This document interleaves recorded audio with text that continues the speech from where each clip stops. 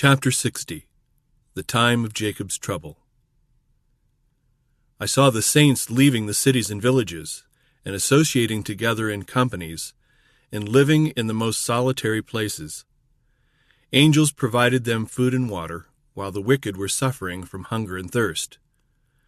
Then I saw the leading men of the earth consulting together, and Satan and his angels busy around them. I saw writing, copies of which were scattered in different parts of the land, giving orders that unless the saints should yield their peculiar faith, give up the Sabbath, and observe the first day of the week, the people were at liberty after a certain time to put them to death.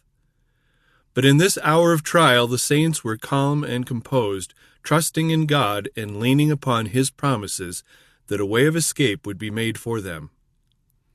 In some places before the time of the decree to be executed, the wicked rushed upon the saints to slay them, but angels in the form of men of war fought for them.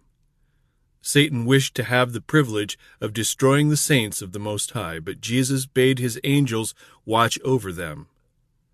God would be honored by making a covenant with those who had kept His law, in the sight of the heathen round about them, and Jesus would be honored by translating, without their seeing death, the faithful waiting ones who had so long expected Him.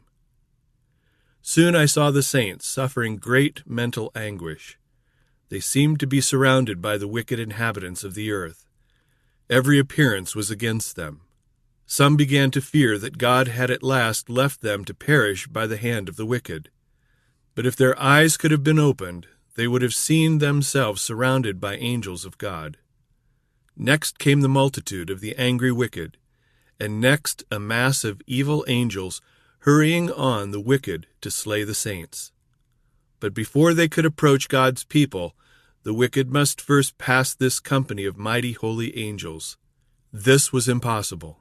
The angels of God were causing them to recede, and also causing the evil angels who were pressing around them to fall back.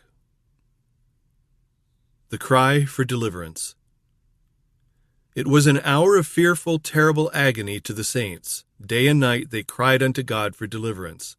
To outward appearance there was no possibility of their escape. The wicked had already begun to triumph, crying out, "Why doesn't your God deliver you out of our hands? Why don't you go up and save your lives?" But the saints heeded them not. Like Jacob, they were wrestling with God. The angels longed to deliver them, but they must wait a little longer. The people of God must drink of the cup and be baptized with the baptism. The angels, faithful to their trust, continued their watch. God would not suffer His name to be reproached among the heathen. The time had nearly come when He was to manifest His mighty power and gloriously deliver His saints. For His name's glory, He would deliver every one of those who had patiently waited for Him and whose names were written in the book. I was pointed back to faithful Noah. When the rain descended and the flood came, Noah and his family had entered the ark, and God had shut them in. Noah had faithfully warned the inhabitants of the antediluvian world, while they had mocked and derided him. And as the waters descended upon the earth, and one after another was drowning, they beheld that ark, of which they had made so much sport, riding safely upon the waters, preserving the faithful Noah and his family. So I saw that the people of God, who had faithfully warned the world of His coming wrath, would be delivered.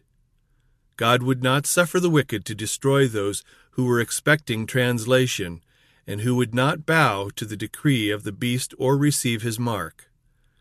I saw that if the wicked were permitted to slay the saints, Satan and all his evil host, and all who hate God, would be gratified. And oh, what a triumph it would be for His satanic majesty to have power in the last closing struggle over those who had so long waited to behold Him whom they loved. Those who have mocked at the idea of the saints going up will witness the care of God for His people and behold their glorious deliverance. As the saints left the cities and villages, they were pursued by the wicked, who sought to slay them. But the swords that were raised to kill God's people broke and fell as powerless as straw. Angels of God shielded the saints, As they cried day and night for deliverance, their cry came up before the Lord.